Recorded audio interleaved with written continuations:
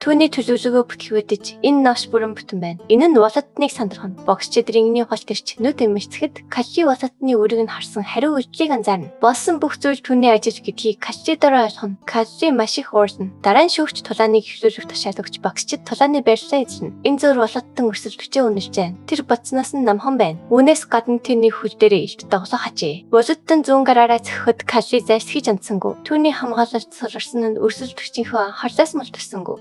Володтон манай залуугийн сул талыг олж харсан тул одоо ярихтаа итгэжтэй байна. Тэрээр Кашигийн толгой руу баруун гараараа шууд цохилт өгөхөд Каши хааж Володны гарыг түрчин дайрштыг нь талсна. Каши түүнийг нэрээр нь дуу тох бөгөөд дуу хоолойн сайхан зүйл амсангүй. Нөгөө тэгүр Володтон яриа өрнүүлэх ямар ч бодолгүй байна. Тэр аргашаа өсөрч зайлаад баруун гараараа дахин шууд цохилт хийхээр орсон. Каши үнийг гараараа дахин хаана. Володны дайрах гэсэн бүх ордлоо бүтлгүүдж байна. Каши чулуун хан төшин. Володтон тайван байдлаа алдаж сандарч эхэлнэ. Түүний давталгаанууд эмх замбраагүй болно. Тэрээр бүх хүчээ цохилтдаа шингээж өрсөлд хүчээ цохихыг оршино. Манай залуу дайсныхаа гарыг хордон цохилтаар хөдөлгөөнгүй болоход цочирсан Володны ангасан амлын нудраараа шууд цохиж унахна. Дараа нь Каши нудраа тэнэлжинэ. Володтон өвцөндөө хөдөлж чадахгүй болох ба Каши өргөжлүүлнэ. Володтоны бүх шидийг суугаад татхад шүднүүд ринглөө өсрөн. Володтон нүрээ гараараа дарж рингний буланлуу буюу мочно. Каши түнд Володтон дахин хизээч махадж чадахгүй гэдгийг амсаа. Каши атгсан гараа тэнэж ихэд Володтны бүх шид сугад татварна. Володтны амнаас цасар ходонгоожиж урам хоорон бууж өгөх хичээн. Гэвч өөр хэлэн давтсан Каши түүний хуулд үгийг тоолгүй харагстай аштаа өргөжлүүлнэ. Володтон өөрийгөө хамгаалах гэж хичээсэн ч гэмтсэн гол нь түнд тус болсонгүй. Цохилт араасаа цуврахад Кашигийн хүчрхэг нудраг буцалтгүй хүчээр цохино. Эцэст нь нэгэн хүчтэй цохилтоор тэр Володтныг рингнээс шидэж архив. Түр зөөр олон түмэн дуугүй болж өмнөх дүр зэргийг цачин харцгаана. Гэвч өдөлгүй харгас ширүүн тулааныг хараад тэдний царайнд айдас тадарна. Володтон газар хөдөлгөй хөвтөх бөгөөд бүрэн яригчээ. Шүгч Володтныг цааш өргөжлөж боломжгүй хараад гараа өргөж манай залуу ялгчаар тодруулав. Тэрээр рингэн дээр ясалтай хосон бартам зогсно. Яг тэр үед гэмтсэн хөлөөр нь хатгаж өвдөн хэмдэл төрүүлнэ. Цаг үеийн үнээс муу байж чадахгүй бөгөөд ялалж байгуулсан ч өвчин түнд хязгаарлалтмас гэдгээ санаасан. Маргааш нь хаалтын эслэл дээр бүгд Кашиг ялалтай голсонд нь баяр хүргэв. Хот дарах түнд чөлөө цаг гарууш корн руу цэцлэхийг хасан татнаар урж сайхан хөхнөө хаан амлав. Айза Кашигийн өмнөөс шагнамс хартан авсан мөнгөөр дүүрэн хүнд уут байв. Цэргүүд түүнийг урам хугалаагүйд босон түүний амжилтаар дамжуулан хөрөнгө болоход тасалсан талхал илэрхийлв. Тэд түүнийг зохих хэмжлэгээ авах ёстой гэж шаардна. Каши жиркэт цохиулан унасныхаа дараа хошигнон мэрэгчлийн мод бичгч болохоор буцаж ич тосоор бодож байсан харуул дурсахад инэ. Гэтэл гинт хаал хонгож харуулын асагч орж ирв. Түүний гарч ирхэн Каши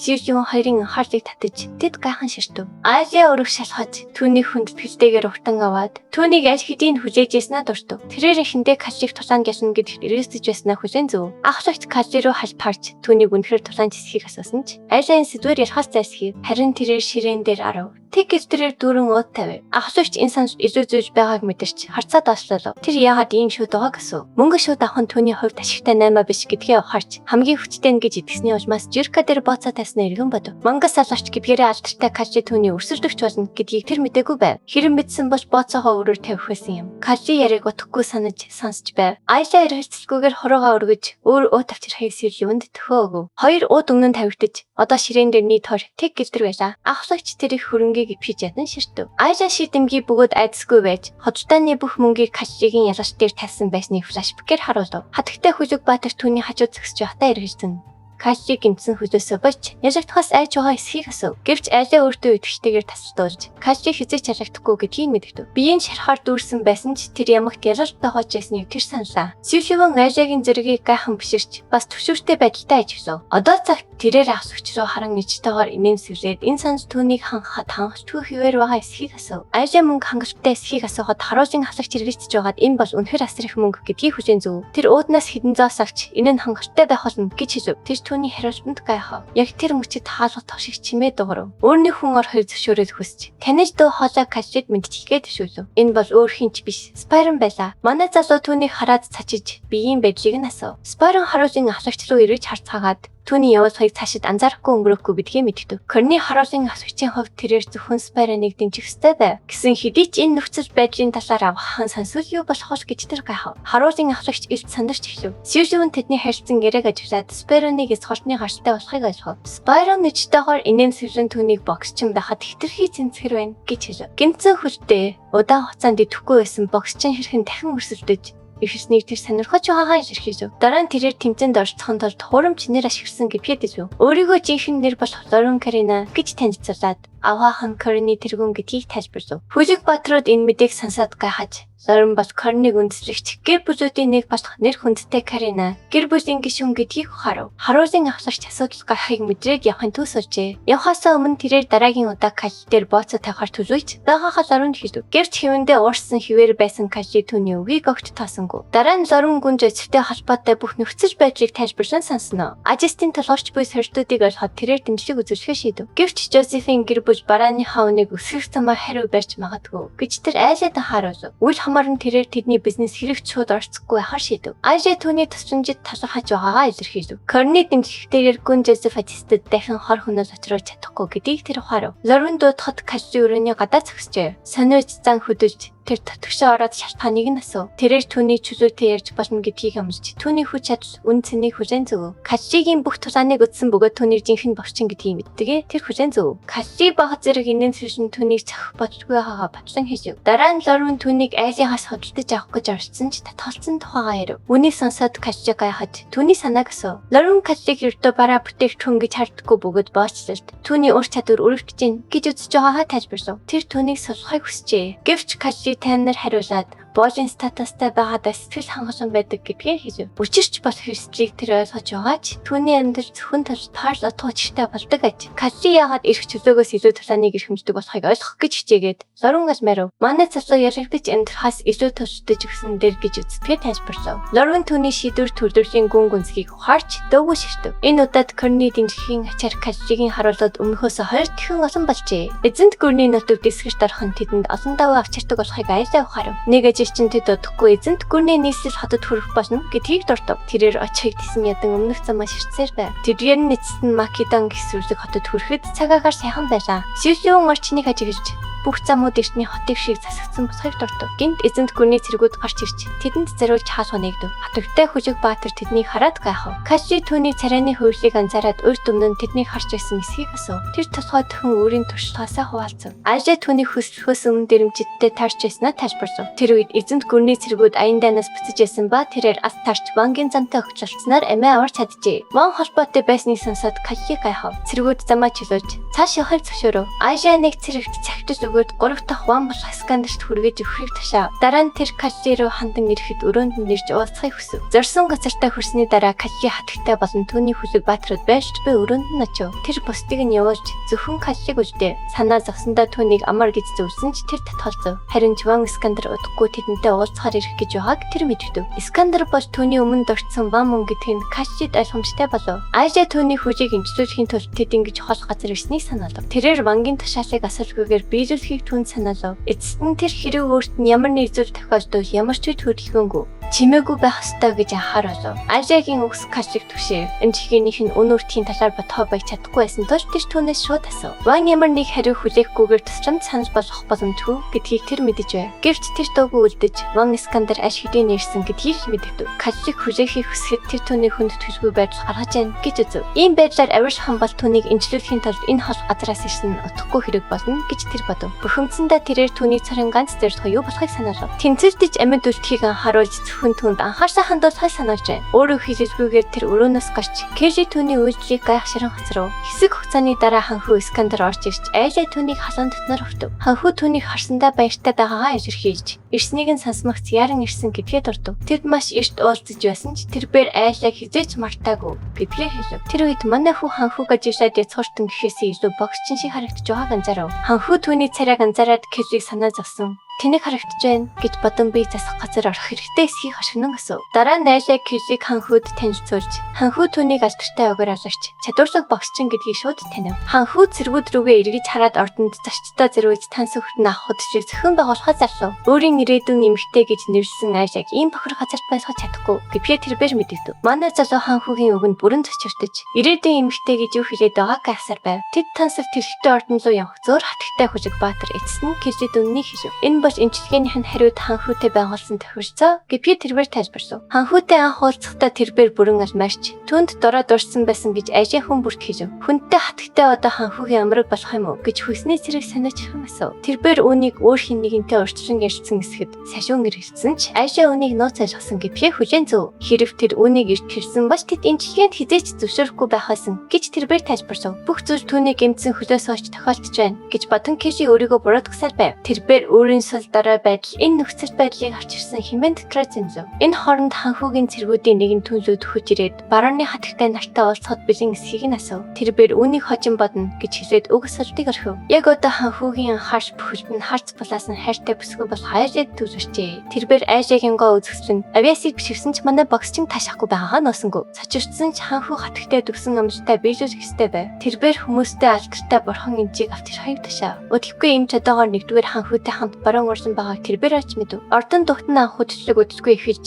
бүх зочдод тансаг орон зог барив. Кэши одоо эсрэн хуцалсан бөгөөд сэтгэж төрүүлэн харагдажээ. Түүний эмчилгээ дуусч тэрээр дахин нэг удаа дайчин болсныг саливан онцлон тэмдэглэв. Гэсэн хэдий ч Кэши Айшиг ханхүүтэй хамт сууж байгааг хараад сэтгэл нь сүйдээ. Тэдний хамт байхыг хараад түүний дотор уур хилэн орхилоо. Үүнийг төсвөрж чадахгүй болсон Кэши явахар шийдсэн боловч эмэгтэй хүсний цэрэг түүнийг зогсоож тайван байхыг яарчлуулав. Энэ бол бүсгүйн сонголт гэдгийг сануулж түүнтэй хамт байх боломжоо алдсан гэдгийг түүнд сануулв. Кэши үүнийг түгшүүртэй гэж үзэж ийм асуудлаар хувийн туршлагатай эсхийг нь асуув. Тэрээр сүүлийн 2 сарын турш нөхцөл байдлыг ажиглажсэнаа тайлбарлав. Гэсэн хэдий ч Кэши өөрчлөгдөж шинэ байдал одоо цэцгэлэн хөгжиж байгаа гэж маргав. Энэ хооронд баяр ёслолыг таашааж исэн ханхүү Кэшиг туршлагатай боксчин гэж дурдсныг нь санав. Тэрээр Кэшиг алдартай боксчин гэж сайшаасан ч түүний бичгийн талаар мөн ханхүүд мэдвцэн байв. Сонирч ирсэн бөгөөд зугаатай санагдсан ханхүү Кэшиг урд харгаж ирээд үдшигийн уур амьсгалыг сэргээхийг хүсв. Гайхширсан Кэши үүнийг юу гэж ойлгохоо асуухад ханхүү нүцгэн гараараа толбох чадвараа харуулахыг санал болгов. Кэши бичгтээ бөгөөд тололдоход тохиромжгүй гэдгийг сануулж айлаа дараа эсэргүүцэв. Гэсэн хэдий ч Кэшигийн гар зүгээр байгаа тос орцогчдод төлөө ашиглахгүй байхыг тушаана гэж ханхүү шаардав. Ажиа түгшиж Кэшигийн дотор гүнгүнийг хордох шиг болов. Ханхүүгийн хорт энэ бол зөвхөн зочдтойдоо зориулсан зугаа цэмбэл байлаа. Тэрээр хэрэг цэрэг нь Кэшиг дэсэгдүүж албан тушаалаас нь хасна гэж хөтлөн харуулв. Тэгээд Кэши рүү хандан чадвараа харуулахыг тушаа. Өөр хилэн бухимлаа үл харгасан Кэши Айшиг хамгаалах царын ганц аргуул толдож ярих явц гэдгийг ойлгов. Кэши толдоход бэлэн зогсож түүний байр суурь бат бөхөхгүйшгүй байв. Өрсөж бичин түүнийг хинжиж үзээд хэр залуу сахилах баттай харагдж байгааг тэмдэглэв. Хэрэг Кэши өнөө бол тоглолтоос нь гэж хэлэхэд өрсөж бичийн нүдэнд тэтгэж найдвар гэсхий. Хоёр тулаанч бэлтгэрээ хийх тусан магаарын хурцтмал байдал улам зузаарв. Манай хүү хүчрэх нүдэрхай зангитан харцанд нь шийдэн бий байдал асч байв. Өрсөж бичин түүнийг болгоомжгүй асхам хийхэд хүргэж чадна гэж үзэж байв. Суудлаасаа ажигчсэн ханхүү гинт тарсны хундагаа шатан дээр шидэж тулаан хөвсөх төхөө өгөв. Өрсөж бичин хүчтэй захиж тгсэн ч манай залуу үнийг ямар ч хүчин чармайж түүгээр болцаар өнгөрөв. Шуурхай хариу үйлдэл үзүүлж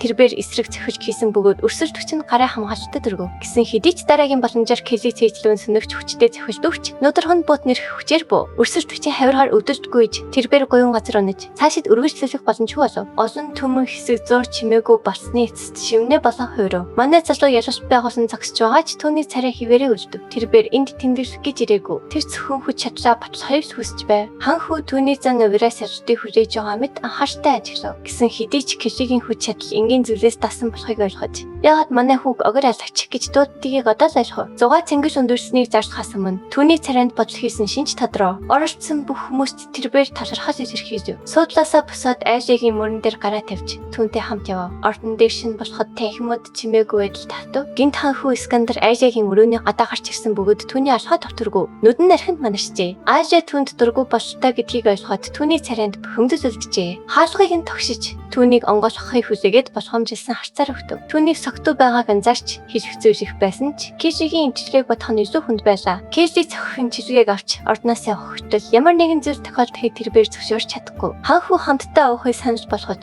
хэсэг эргэжсэний эцэст Айшаа зөвшөөрөв. Хамт сууж байхдаа тэрээр бурхан эмчийн сэдвийг хөндөв. Ханхүү Искандер эмчийг бүх талаараа ер бусын хүн хэмээн магтаж цаашаав. Тэрээр эмч бол зөвхөн түүний эцгийн нэвтрэлт найз төдийгүй нэгдүгээр ханхүүгийн хамгаалагч гэдгийг дурдав. Айшэ түүний аваа байдлыг хүлээн зөвшөөрч толгой доошов. Нүдэндээ итгэж найдвартай асууж энжийн туршлага Каллигийн имчилгээг илүү хэлбэр босгох болов гэж асуув. Энэ үед ханхүүгийн царай бараанжив. Тэр боолдоо үнэхээр санаа зовж гэнэ үү гэж асуухад дөрвөлжлэн дуу хоолойноос нь цогцолдов. Айшэ түүний харцтай тавин тулгараад манай хүүгийн төлөө санаа зовж байгаа нь чухал шалтгаантай гэдгийг тайлбарлав. Гэсэн хэдий ч түүний үг ханхүүгийн бухимдлыг улам дэврээ. Сануулгүйгээр тэрээр өөр хилэндээ автаж нудраараа ханцхав. Ханхүү ханыг маш их хүчээр цогсноос болж бүх өрөө чичирч явах шиг санагдав. Гүнзгий янсгаа авч өөрийгөө барьж чадаагүйдээ өөрчлөлтгүй хаасан мөн хэсхэн чимээгүй байдал өргөжлөв. Тэрбэрийн дуу хоолой зөвлөрч Айшэ түүнээс айхцуул байхгүй гэдгийг амлав. Өөртөө итгэжтэй инэн цэвэрлэл тодруулаад одооноос ирсэн амьдралынхаа туршид зөвхөн түүнийг бод холно гэж хэлв. Айшэ түүний үгэнд цочиртон хөшиж архив. Ханхүүтэй холбогдох тухай бодол түүнийг гүнзгий төвшүүр татуулав. Кэжигээс тусламж хүсэх талаар бодоход зөвхөн түүний бодол чаргалав. Ханхүү ойртож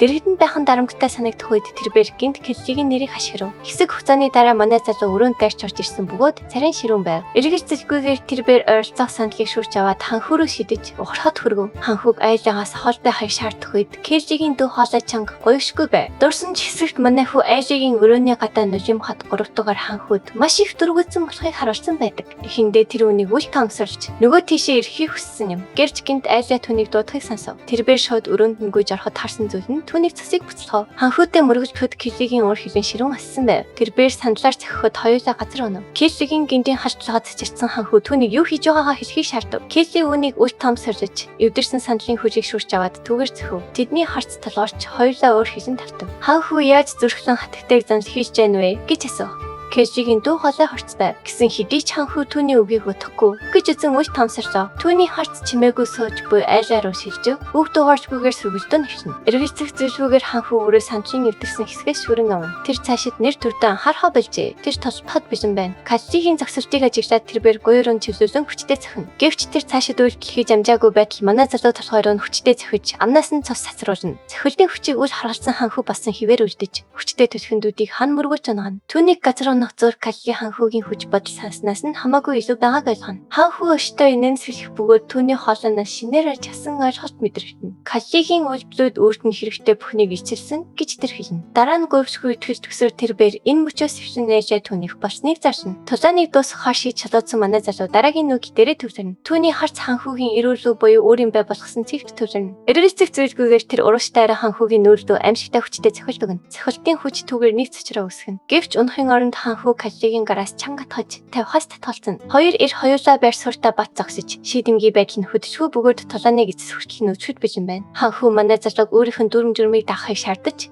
гинт гараараа төвчин бадаж авна. Бариул нь маш чанга тул Калли мортож харахаар тэнцэн. Зүүн гарынх нь үе мөч бүрээр өвчин данжин тархсаар байна. Тэрбээр чангарч улам нэмэгдэж байгааг мэднэ. Хэрв энэ төвжээ жахан үргэлжлэж бол гарын хугарч магадгүй гэдгийг тэр ухаарна. Цөхрөөс нөмөрхийг тэр мөчөд хаан хүүгинд бариулаа тавьж өвдөж шаналсандаа хойшоо говьно. Айшэ дэнлэгээр цохиж царайн чанга бөгөөд шидэмгий байх зур түүний тухарч цасгоожин. Тэд цаашид ямар нэг үйлдэл хийж амжаагүй байтал хоёр дуусахтай хүнийг гიშгэх чимээ танхимаар нэг дуусна. Баатрууд яран орж ирээд ноцож байдлыг харж халахсны дараа Калли хүрээлэн зогсно. Ханхүүгийн царай уур хилэн ичхүү санжиргүй байдлаас болж хав хар болсон бөгөөд цасн гоожж буй толгоогоо дарна. Цэргүүд ойртож ирээд Каллиг бөөж өгөхийг тушаана. Ханхүү Искандер болон Айшэ нар том танхимд нэгдүгээр ханхүү Фижипосын өмнө зогсож байна. Фижипос хатуу ширүүн царай гархан дүгээс энэ бүхэн хэрхэн болсон талаар асууна. Ах нь яг хамгийн буруу цаг үед хүрээд ирлээ гэж мэдэрсэн Искандер эргэлцэн. Гэвч Фижипос бүтэн түүхийг ярихыг шаардаж хэрэв үннийг хэлэхгүй бол Айшагаас асууж яг ч бага насныхан шиг шийдэх болно гэж анхааруулна. Дургуутсан ч Искандер Каллиг имжлүүлэхийн тулд Айшатай хамт байх нөхцөлтэйгээр ямар хэлцээр хийсэн тухай бүгдийг хүлээх болно. Түүнийг үннийг ингэж ир тод хүлээн зөвшөөрөхийг сансаад бүсгүймэж хайхна. Бүсгүй түүнийг худал хэлнэ гэж бодсон ч тэр ямар ч хэрэгцээгүйгээр нөхцөл байдлыг бүхэлдэн дэжгэн. Каллигийн үйлдэлүүдэд санаа зовж байгаа ч түүнийг цаасаар авах ялаас мултарч чадна гэсэн итгэл найдвараа алдахгүй хിവэр байна. Дүүгийнхээ авирт хорсон Фижипос түүнд сургамж өгөхөөр шийднэ. Тэр бэр мод авч Искандерийн згсаахыг гойхойг